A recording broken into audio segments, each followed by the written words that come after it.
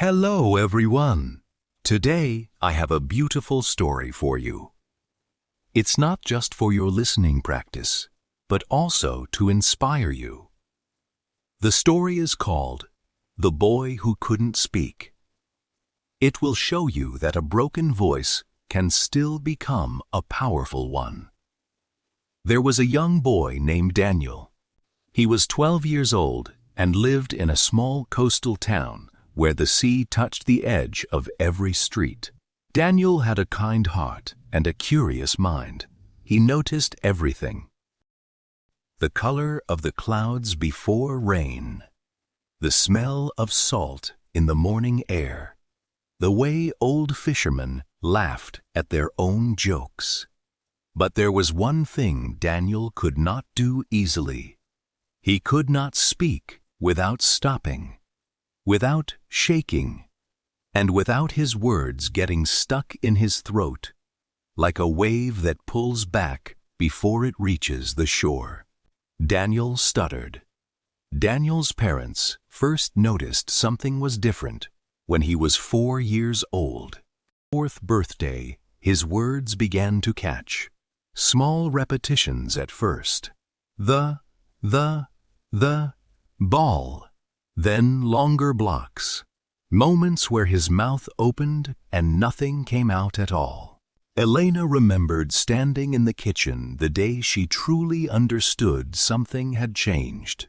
Daniel had wanted to tell her about a bird he had seen in the yard. After nearly a minute of trying, he simply put his head down on the table and stopped trying altogether. That image stayed with her for years. The small boy who gave up on a sentence about a bird. They took him to a speech specialist in the nearest city. A kind older woman named Dr. Reyes explained to Samuel and Elena that stuttering was not caused by nervousness, poor parenting, or anything they had done wrong. She explained that stuttering often begins in early childhood and involves differences in how the brain coordinates the muscles used for speech. She told them something Elena repeated to Daniel many times over the years. Your son's brain works differently when it comes to speech. That is all. It is not weakness, not damage, simply different. Speech therapy began when Daniel was 5 years old. Except a stutter cannot be seen, only heard. That made it easy for the world to forget it was there, until Daniel opened his mouth. When he wanted to say, "My name is Daniel," sometimes only my came out and nothing else. His face would turn red. His hands would shake. His eyes would fill with tears that he tried so hard to hide. Daniel attended speech therapy twice a week for 2 years. He learned breathing exercises and slow speech patterns. Some of it helped a little. Some of it Daniel forgot the moment he left the room. By the time he started primary school, his stutter had become a fixed part of who he was. It neither disappeared nor became worse. It was simply there, the way some children wear glasses or use a hearing aid. His father, Samuel, was a fisherman, quiet and gentle, a man who understood more with silence than most people understand with words. His mother, Elena, taught piano to children in the town. She was patient, kind, and always smiling, even on tired days. Daniel had one older sister, Mira. She was 15 years old, sharp-tongued but soft-hearted, and always defended him without him ever asking. School was the hardest place in the world for Daniel. Every time the teacher said, "Daniel, please read this paragraph," his stomach turned to stone. He knew the words. He knew every letter and every sound in his mind. But between his mind and his mouth, there was a wall. A wall no one else could see, but Daniel felt it every single day. Some classmates were kind. They waited patiently while he tried to speak, but others were not. There was a boy named Victor, tall, loud, and always laughing at the wrong moments. When Daniel struggled to say a simple word, Victor would finish the sentence for him in a mocking voice or laugh with his friends until the whole classroom turned to look at Daniel's shaking lips. One afternoon in 3rd grade, Daniel was asked to stand and introduce a book he had read. He stood up with trembling knees. He opened his mouth to say the title, but nothing came out except, my. Victor laughed loudly and said, "Just say it already! Are you broken?" The class laughed too. Not all of them, but enough. Daniel sat down without finishing.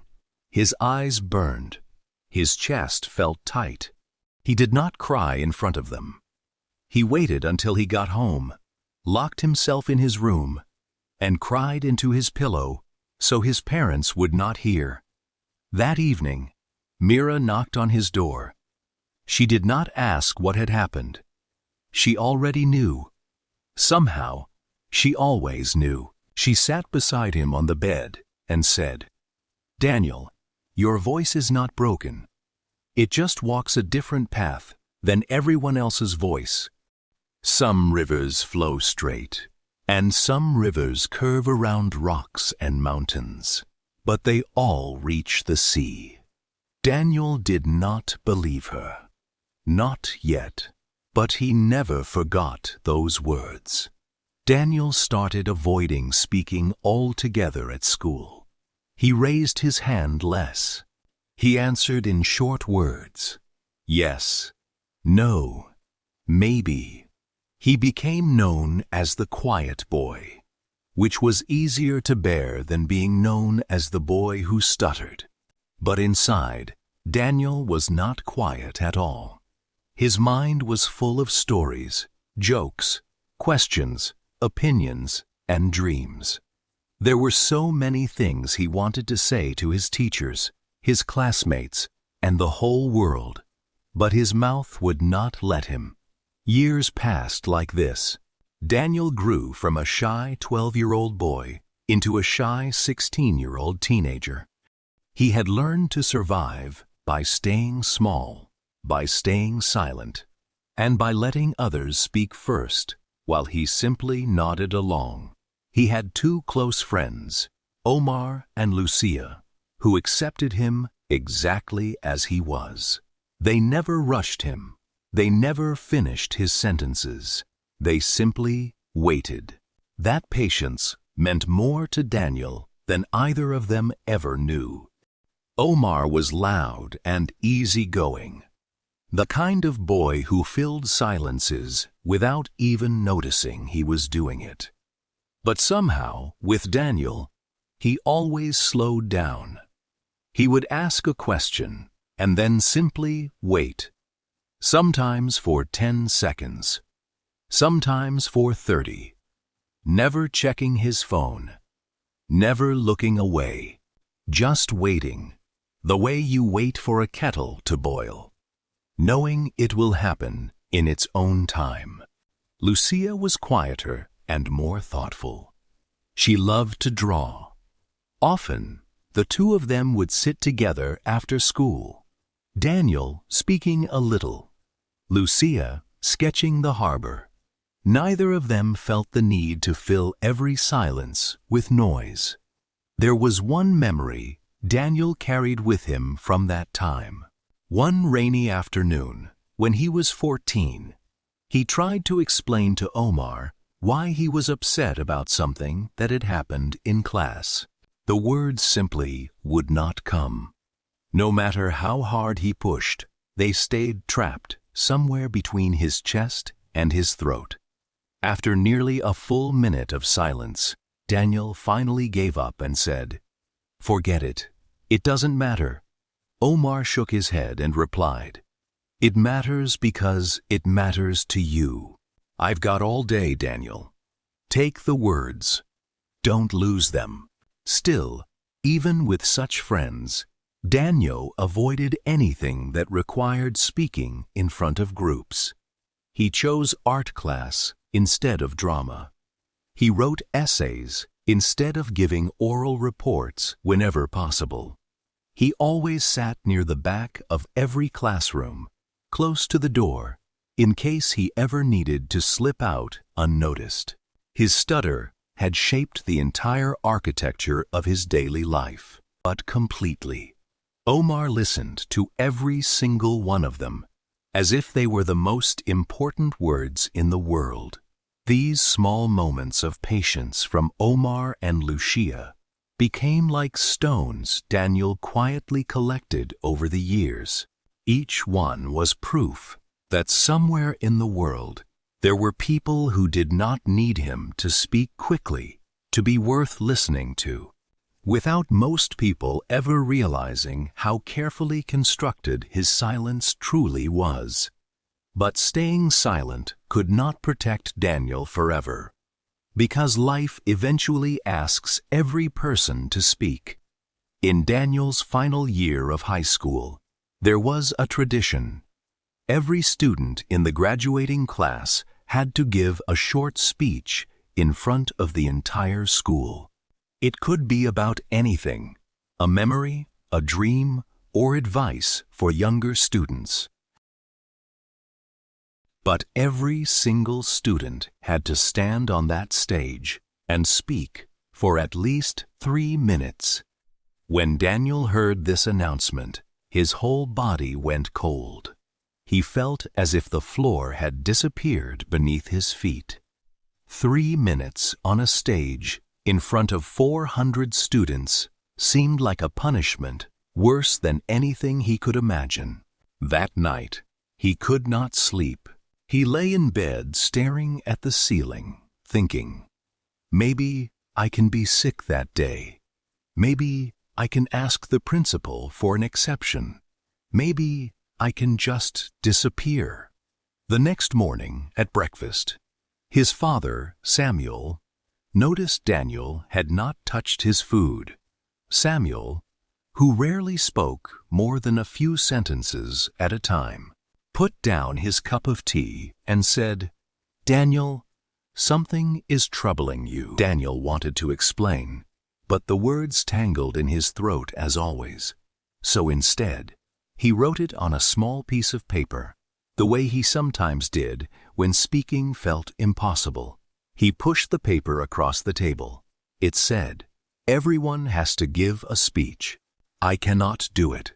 Samuel read the paper slowly. Then he looked at his son for a long moment.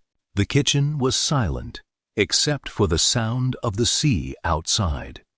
Finally, Samuel said something Daniel would remember for the rest of his life. He said, "Daniel, the ocean does not ask the wave to be silent just because it is small.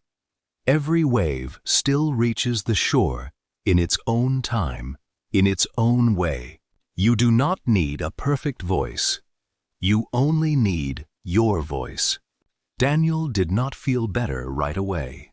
Fear does not disappear because of one kind sentence, but something inside him shifted slightly, like a door that had been locked for years, suddenly showing the smallest crack of light.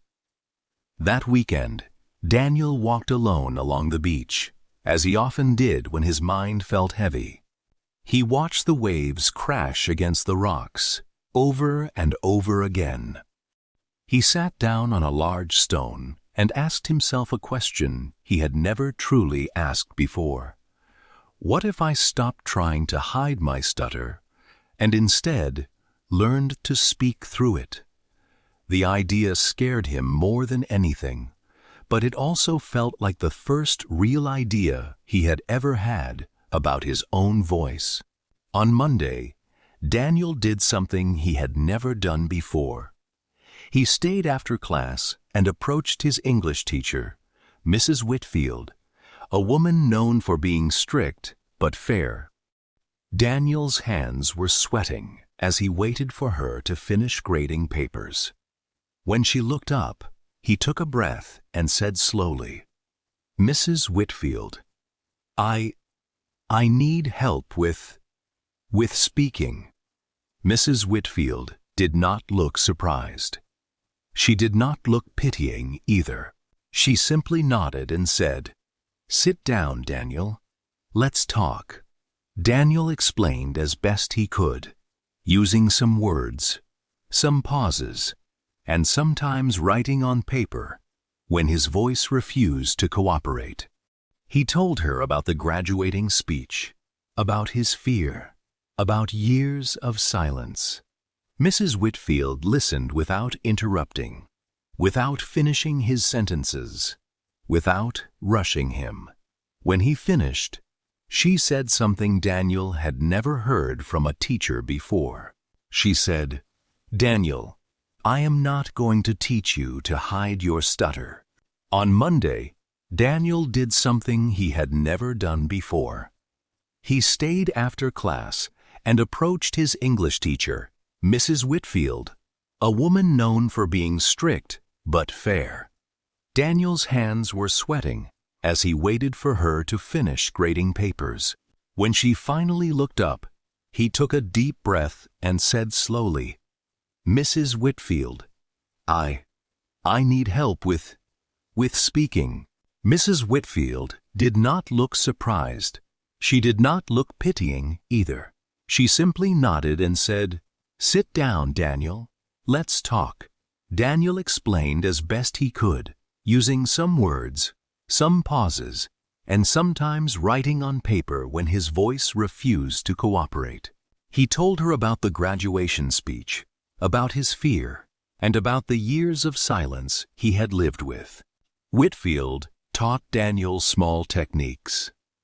One was called easy onset, starting each sentence gently, instead of forcing the first sound out with tension.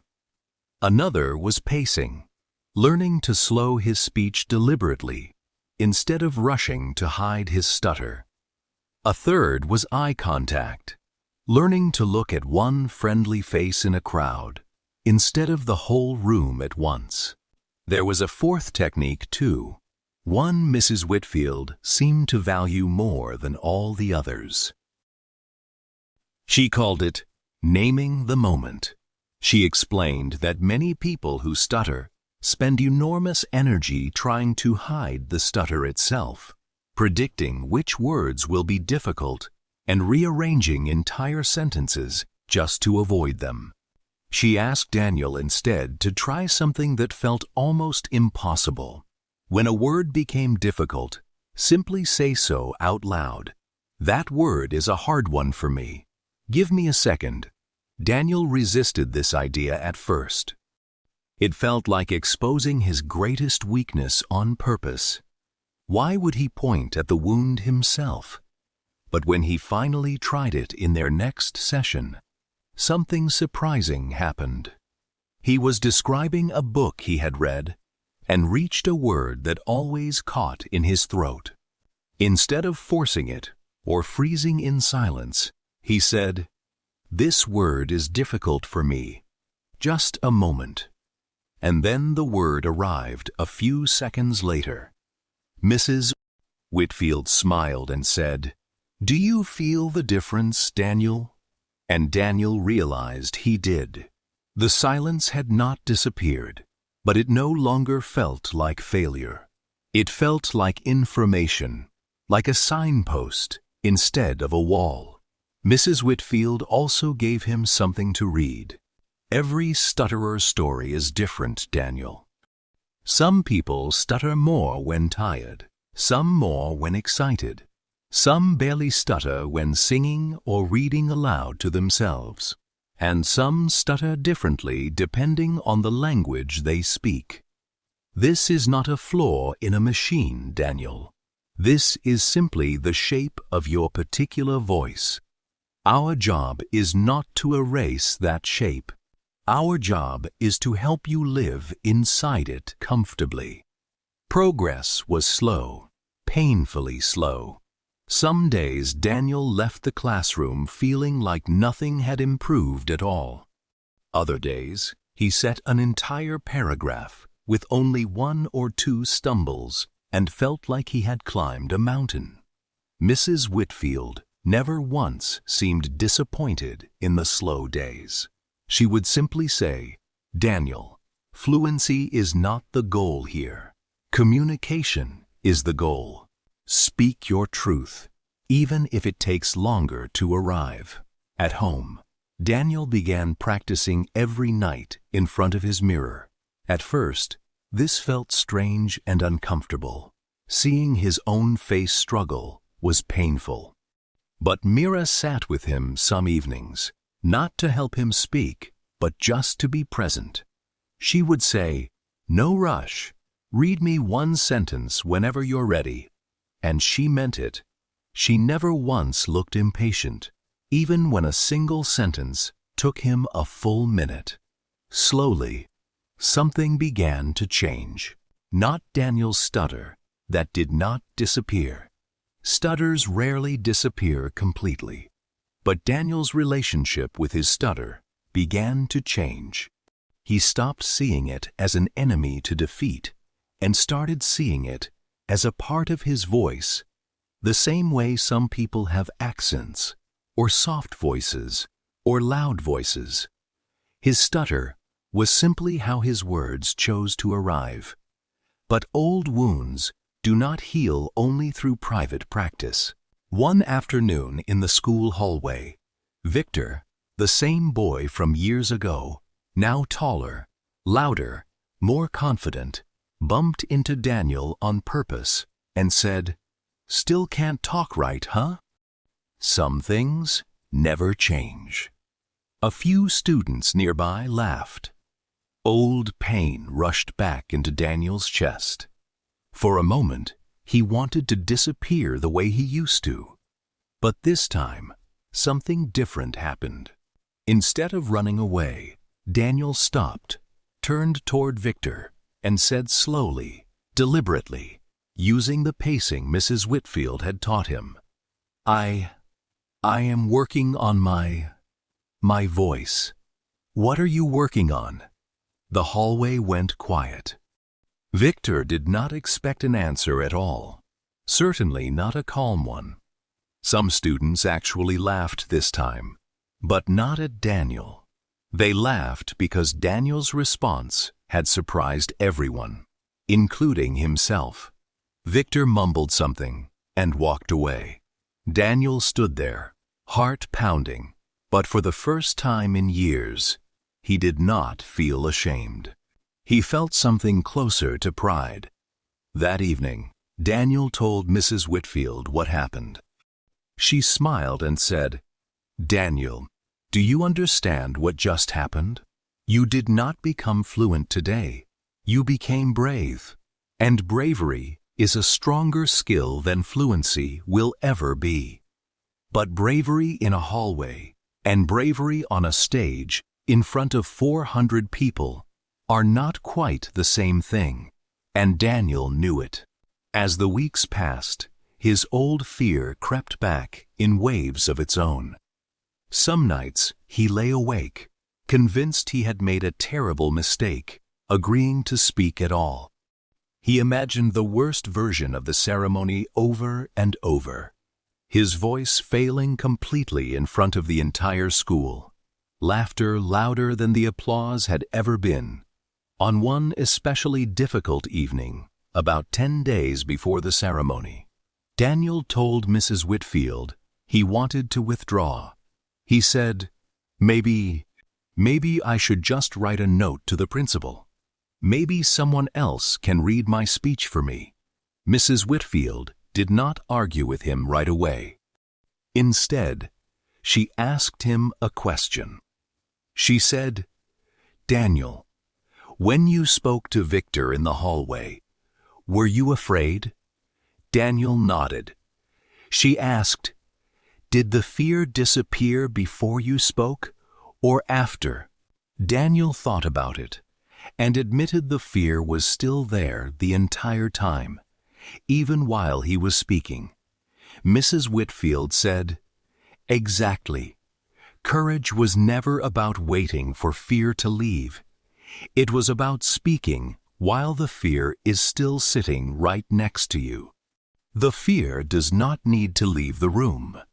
It only needs to stop being the one who decides what you do." Daniel did not withdraw, but the fear did not vanish either. It simply moved aside enough to let Daniel keep walking forward with it still standing beside him. One practice session, 5 days before the ceremony, went especially badly. Daniel stood in the empty classroom after school, reciting his speech to Mrs. Whitfield, as he had many times before. But that afternoon, something felt wrong from the very first sentence. His throat felt tight. His chest felt tight. Even his easy onset technique, the gentle starting sound he had practiced for weeks, would not come. He reached the third paragraph and completely froze. No sound, no breath, no words. For nearly 20 seconds, he stood there in front of Mrs. Whitfield, his one trusted listener, and felt something close to panic. Daniel finally managed to say in a small, broken voice, I can't do this." Mrs. Whitfield did not rush to comfort him immediately. She simply sat with him in the silence for a moment, letting the room be quiet before she spoke. Then she said, "Daniel, do you know what today was? Today was a bad day, not a bad you. Every speaker, every teacher, every person who has ever stood in front of a room has bad days. Some days the words come easily, and some days they do not. That has nothing to do with whether you are capable. It only means you are human." She asked him to sit down. They did not practice the rest of the speech that day. Instead, she asked him to tell her about anything at all. His favorite place by the sea, a memory from childhood, something with no pressure attached to it. Slowly, as they talked about something unrelated to performance, Daniel's chest loosened, his shoulders dropped. By the end of the conversation, without either of them planning it, he had spoken more freely than he had all afternoon. Mrs. Whitfield smiled and said, "You see, Daniel, your voice was never gone today. It was only hiding from the pressure. Tomorrow we begin again gently." Daniel walked home that evening, feeling raw and uncertain. But something Mrs. Whitfield had said stayed with him. A bad day is not a bad you. He wrote it on a small piece of paper and kept it in his pocket for the remaining days before the ceremony. The weeks passed, and the day of the graduation speeches approached faster than Daniel wanted. 3 weeks, 2 weeks, 1 week. Daniel and Mrs. Whitfield worked on his speech together. Not a speech about overcoming stuttering directly, but simply a speech about the sea, something Daniel knew deeply from a lifetime beside it. Mrs. Whitfield believed Daniel should speak about something he loved, not something he was ashamed of. They revised the speech many times together, not to remove every difficult sound. Mrs. Whitfield insisted on this point strongly. "We are not hiding your stutter inside this speech, Daniel. We are writing a speech that is honest, and your stutter is allowed to be present in it, just as it is present in you." Instead, they focused on structure, short sentences, clear pauses, natural places to breathe, words Daniel felt more confident with, placed at moments that mattered most. The night before the ceremony, Daniel could not sleep again. But this time, the sleeplessness felt different. Not only fear, but also a strange, nervous excitement. He sat on his bed and read his speech quietly to himself one final time. His mother, Elena, knocked gently and sat beside him. She did not say, "Don't worry, you'll be fine," the way people often say to calm someone down. Instead, she said, "Daniel, whatever happens tomorrow on that stage, I am already proud of you. Not because of how you will speak, but because you are choosing to stand there at all." The morning of the ceremony arrived. Gray skies, gentle wind, the smell of salt drifting through the open windows of the school auditorium. 400 students, parents, and teachers filled the seats. Daniel sat backstage, his heart hammering, his hands cold despite the warm room. He watched other students go before him, some confident, some nervous, some stumbling over their own prepared words in different ways. When his name was called, Daniel Cole, the room seemed to shrink and expand at the same time. He stood. He walked toward the stage, each step feeling heavier than the last. As he reached the podium, he saw hundreds of faces looking back at him. For a terrifying moment, his mind went completely blank. Then he remembered Mrs. Whitfield's voice. Breathe before the heavy words. He remembered his sister's voice. Take your time. We're not going anywhere. He remembered his father's voice. You do not need a perfect voice. You only need your voice. Daniel found one friendly face in the crowd. His mother's eyes, warm and steady. He focused on her and began. He said, Good morning, everyone. I want to talk to you about the sea." His voice cracked on the first few words. Some students shifted in their seats. A few looked away, uncomfortable. A small group near the back exchanged smirks. Daniel felt his chest tighten, but he did not stop. He breathed the way he had practiced and continued. The sea does not rush to reach the shore. It takes its time. Some waves are small, some are large, some crash loudly, and some arrive quietly. But every single wave belongs to the ocean. He paused, breathed, continued. I used to think my voice was broken because it did not sound like everyone else's voice. I used to think that if I could not speak smoothly, I had nothing worth saying. The auditorium had grown quieter now. Not the awkward quiet of embarrassment, but the attentive quiet of people actually listening. For years, I stayed silent because I was afraid of being laughed at. I was afraid that people would hear my stutter before they heard my words. But I learned something this year. I learned that a stutter is not the absence of a voice. It is simply a different rhythm of a voice. Just like the waves outside my window, some sentences of mine will be smooth and some will be slow, and some will stop and start again, like a wave pulling back before it reaches the shore. But they will still arrive. Daniel's voice cracked again on the word arrive, but this time nobody laughed. Somewhere in the crowd, someone began to clap softly, then another person, then another, not because the speech was perfect, but because something honest was happening in front of them. Daniel continued, growing steadier with each sentence. I am not standing here today because my stutter disappeared.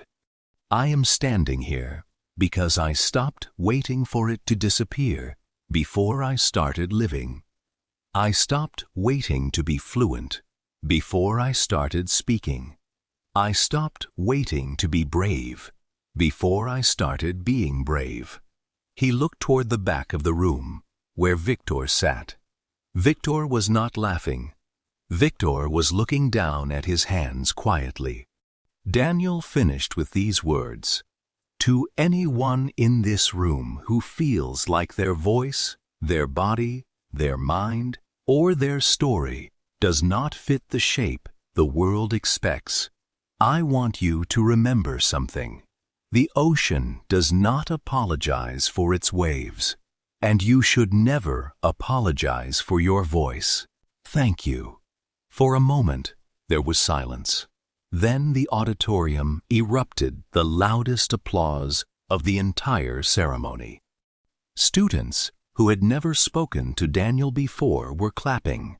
Teachers were wiping their eyes. His mother was openly crying. His father, who never showed much emotion in public, was standing.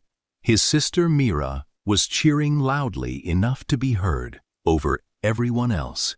Daniel walked off the stage, his legs shaking, not from fear this time, but from something powerful, something he did not yet have a word for.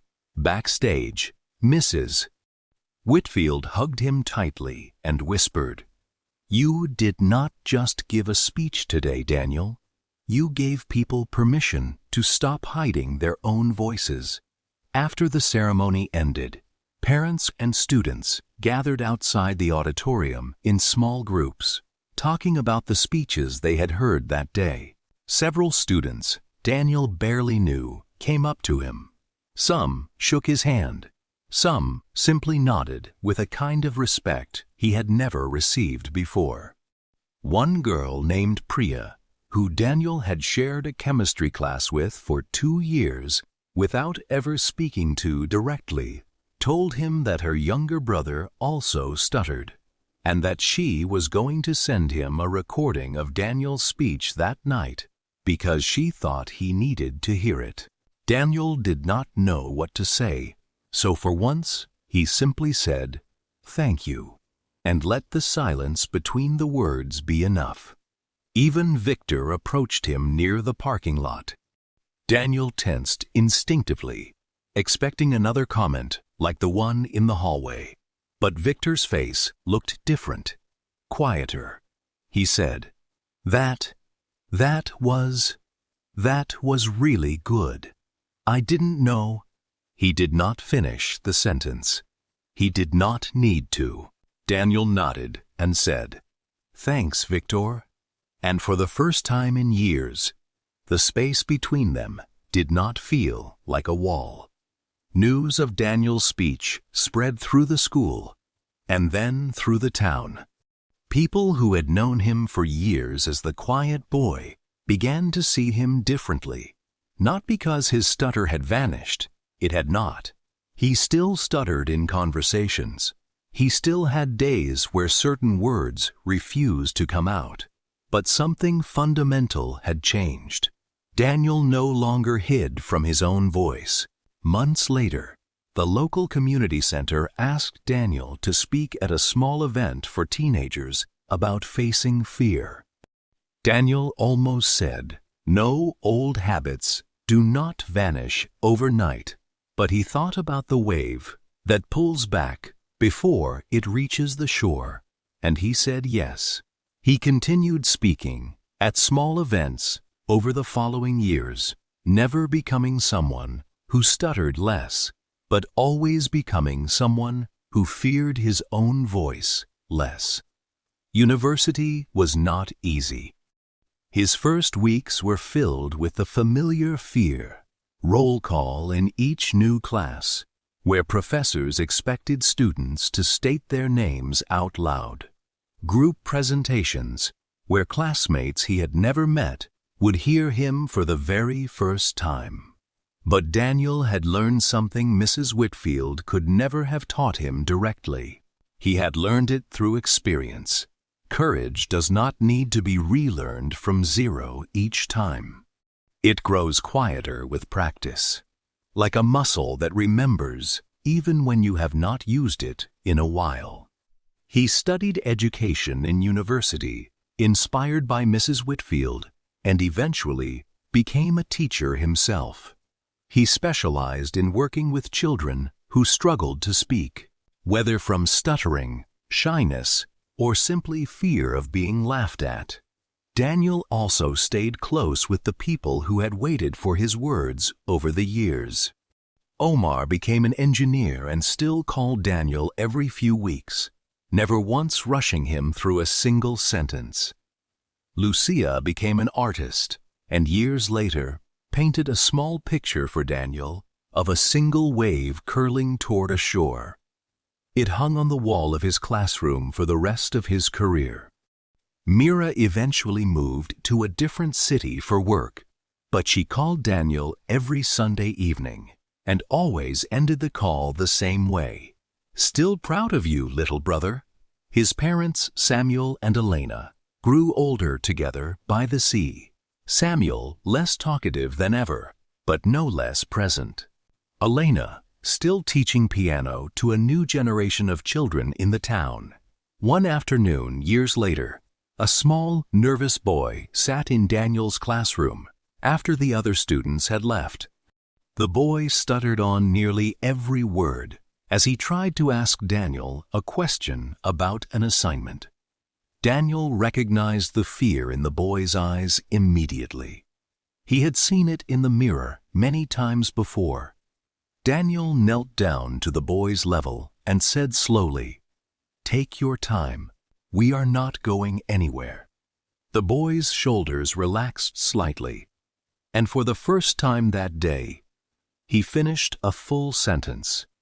Daniel smiled, remembering his sister Mira, remembering Mrs. Whitfield, remembering his father's words about waves and shores. Daniel's story teaches us several important lessons. 1. A stutter, or any difference in how we speak, does not mean a person has nothing valuable to say. 2. Real courage is not the absence of fear. It is speaking despite the fear. 3. The people who wait patiently for us, the ones who never rush our words, are often the ones who help us find our voice the most. Healing does not always mean removing the difficulty. It sometimes means changing our relationship with it. 5. Every person's voice, no matter how it sounds, deserves to be heard. 6. A bad day of practice or a bad moment does not erase months of growth. Setbacks are part of the process, not proof that the process failed.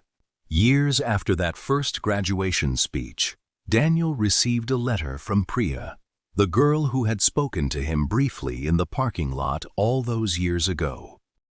She wrote that her younger brother, the one who also stuttered, had watched Daniel's recorded speech more times than she could count, and had recently given his own first presentation at school. He had stumbled through parts of it and finished anyway.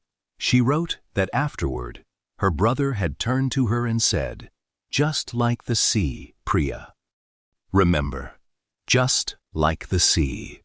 Daniel read that letter, sitting on the same stone by the beach where he used to sit as a teenager, watching the waves pull back and return, pull back and return. He thought about how strange life could be, that a boy who once could not say his own name without breaking down had somehow become a small part of another boy's courage. He kept teaching for many years. His classroom always had a particular reputation among students, not as the easiest class or the most exciting, but as the safest place in the school to be imperfect. Daniel never once rushed a struggling student, never once finished someone else's sentence for them. He simply waited the way Omar had waited for him, the way Lucia had waited for him, the way his sister Mira had waited for him. He understood better than almost anyone what that patience was truly worth. Daniel did not become fluent in the way most people imagine fluency. He still stuttered for the rest of his life, but he became something more important than fluent. He became free. Free to speak, free to stumble, free to pause, free to try again. And that freedom changed not only his own life, but the lives of every student who ever sat nervously in front of him, afraid of their own voice. So, whatever part of you feels broken, whatever part of your voice or your story does not sound the way you wish it did, remember Daniel. Remember the sea. Remember that every wave, no matter how it moves, eventually reaches the shore. Your voice, however it sounds, deserves to be heard too.